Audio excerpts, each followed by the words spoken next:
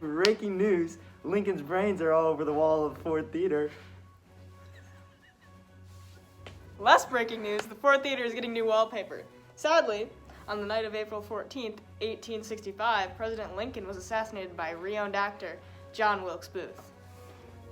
Booth snuck into the presidential box and mortally wounded President Lincoln by shooting him in the back of the head. Afterwards, Booth was heard yelling the words, "Sic semper tyrannis," which means, ever thus to tyrants, and was also heard saying, "The South is avenged."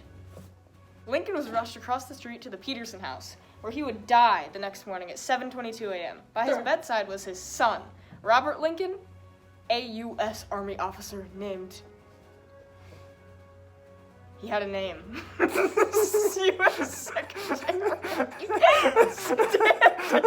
And his wife, Mary Lincoln.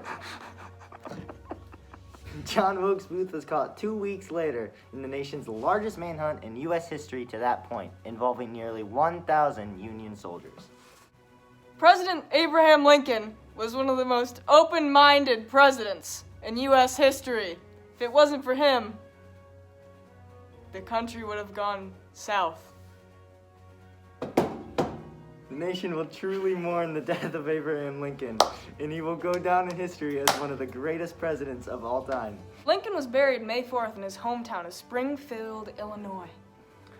On the way to Springfield, his funeral train traveled through 180 cities. Lincoln's body would later be moved after a grave robbery in 1876 to the Lincoln Tomb in Washington, D.C., where the Lincoln Memorial would be constructed. And that's all for today's news. Catch us next week on the Presidential News. Romeo, Romeo, wherefore art thou, Romeo? Deny thy father and refuse thy name. Or if thou wilt not, be but sworn, my love, and I'll no longer be happy.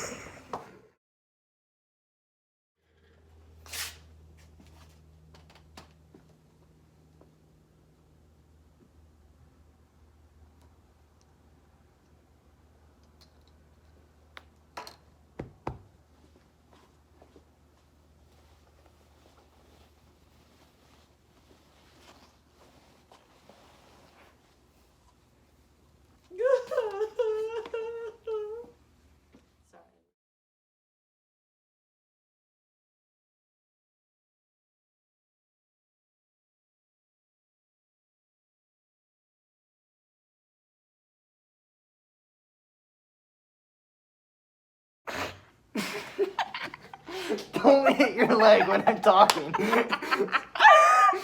Lincoln of the Abraham variety. He had a name.